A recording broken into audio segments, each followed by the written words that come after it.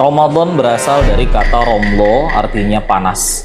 Panas yang bisa merontokkan karat dari besi, kata Nabi SAW. Maka Ramadan itu adalah sesuatu yang akan merontokkan dosa-dosa kita, karena karat itu diibaratkan dosa dan besinya adalah kita. Jadi seharusnya bulan Ramadan adalah momen yang tepat untuk kita orang-orang beriman melakukan amal-amal ketaatan kepada Allah untuk bisa menghilangkan, menghapuskan dosa-dosa kita agar kita bersih dan kembali kepada Allah sebagai orang yang bertakwa. Perintah saum Ramadan turun di tahun kedua periode Madinah. Tahun kedua setelah Nabi SAW dan para sahabat radhiyallahu anhum ajmain hijrah dari Makkah ke Madinah. Turunnya di bulan Sya'ban. Ketika itu Allah turunkan surah Al-Baqarah ayat 183 sampai 187. Dan beberapa hari kemudian ketika masuk bulan Ramadan, Nabi SAW dan para sahabat radhiyallahu anhum ajmain mulai melaksanakan perintah puasa Ramadan yang pertama kali. Puasa Ramadan seharusnya membentuk pribadi-pribadi muslim yang senantiasa ada dalam ketakwaan, sebagaimana yang Allah sebutkan di dalam surah Al-Baqarah ayat 183. A'udzubillahi minasyaitonirrajim. Ya ayyuhalladzina amanu kutiba alaikumussyiyam kama kutiba alal ladzina min qablikum la'allakum tattaqun. Wahai orang-orang yang beriman, diwajibkan atas kalian berpuasa sebagaimana telah diwajibkan kepada orang-orang sebelum kalian agar kalian menjadi orang bertakwa. Bertakwa di sini bukan seperti robot, hanya sekedar melaksanakan perintah Allah secara fisik dan meninggalkan larangan Allah secara kenampakan. Tapi bertakwa ini seharusnya adalah sebuah kesadaran dalam jiwa kita, dimanapun dan kapanpun kita tetap menjaga perintah-perintah Allah.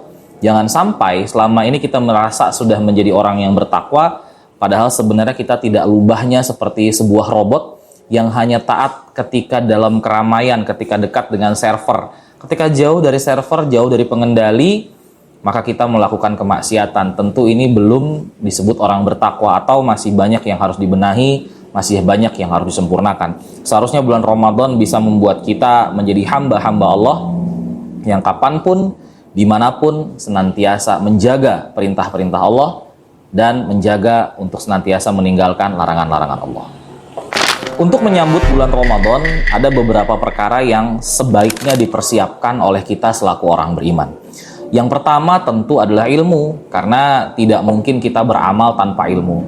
Jangan-jangan di antara kita masih ada yang tidak tahu hukumnya, bagaimana kalau tertelan air ludah, bagaimana kalau tertelan air wudhu, bagaimana kalau tertelan dahak misalnya. Itu perlu dipelajari. Maka carilah taklim-taklim yang membahas tentang hal semacam ini, seperti Tarhib Ramadan misalnya dan sebagainya. Itu yang pertama, ilmu ya. Kemudian ilmu yang tentang sholat tarawih misalnya 8kah atau 20kah, ini juga setiap saat menjadi perdebatan. Kalau kita paham ilmunya, insya Allah kita lebih tenang. Yang pertama. Yang kedua yang harus disiapkan adalah fisik. Fisik ini dicontohkan oleh Nabi SAW. Para sahabat itu mengatakan Nabi SAW itu paling banyak berpuasa sunnah di bulan Sya'ban. Ya, para ulama menjelaskan itu supaya badannya siap ketika bulan Ramadan, tidak kaget badannya ketika langsung berpuasa sehari penuh di bulan Ramadan. Jadi fisik harus dikuatin. Apalagi nanti di bulan Ramadan ada tarawih, ya. Apalagi yang kalau imamnya bacanya satu malam satu juz, nah itu kita perlu kekuatan fisik juga. Ibarat kata fitness itu leg day, itu ngelatih kekuatan kaki ya. Fisik itu perlu. Apalagi kalau yang masih muda, apalagi yang masih jomblo, ayo deh saya ajak kalau bisa setiap bulan Ramadan tuh satu malam tarawih di satu masjid, besoknya di masjid yang lain. Rasain tuh sensasinya bermujahadah, bersungguh-sungguh di jalan Allah, pengen mencari keberkahan di satu masjid ke masjid lainnya. Ya, itu yang kedua. Pertama ilmu, yang kedua fisik, yang ketiga adalah harta. Kenapa penting harta disiapkan? Karena nanti di bulan Ramadan itu peluang pahala terbuka lebar. Kita bisa bersodakoh, kita bisa berinfak. Bahkan nanti di 10 terakhir biasanya ada peringatan untuk kita mengeluarkan zakat fitri atau zakat fitrah yang seperti kita kenal. Zakat untuk membersihkan jiwa-jiwa kita yang perantaranya adalah bahan makanan ya. Walaupun ada juga dalam mazhab Abu Hanifah diperbolehkan berzakat dengan uang. Ini juga sebagian dari ilmu ya. Jadi perlu harta untuk kita keluarkan mendapatkan pahala yang lebih besar buat kita.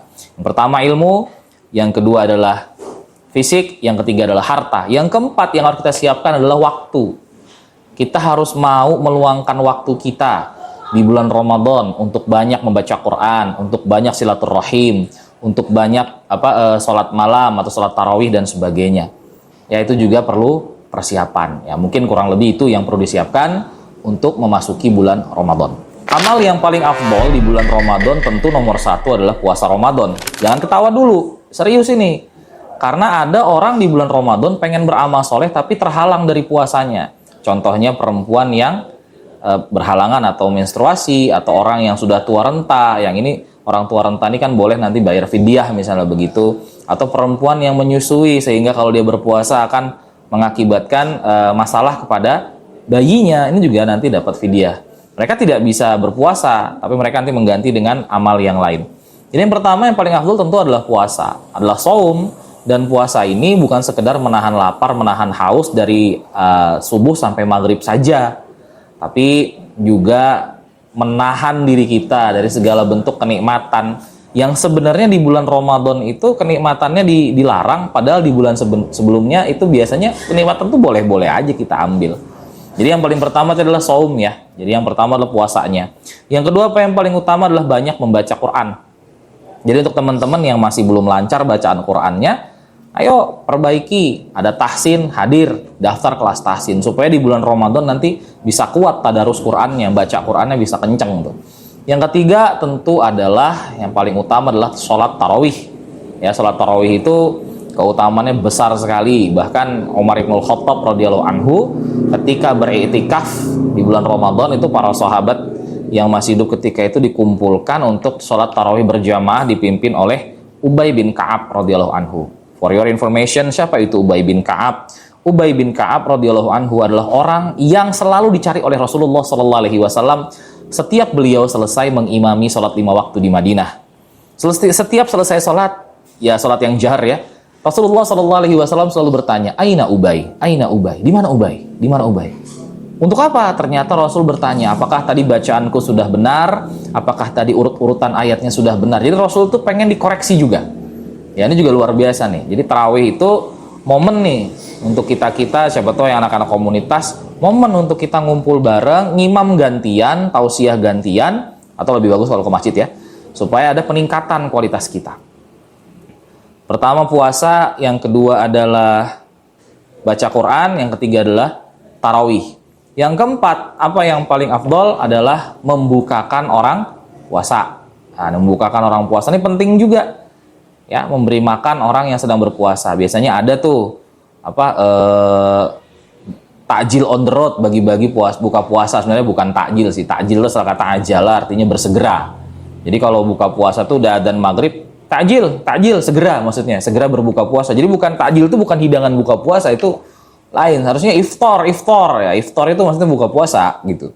Jadi bagi-bagi membukakan orang puasa juga keutamaannya tinggi sekali. Nah ini biasanya ibu-ibu ya tadi atau orang tua yang terhalang dari shaum karena memang kondisinya mereka mengambil pahala dari jalan ini, membukakan puasa untuk anak yatim, untuk fakir miskin ya. Bukan untuk fakir asmara, itu jomblo ya, itu lain cerita. Apalagi yang utama yaitu adalah sahur. Ini juga amal yang sangat utama ini, sahur ini.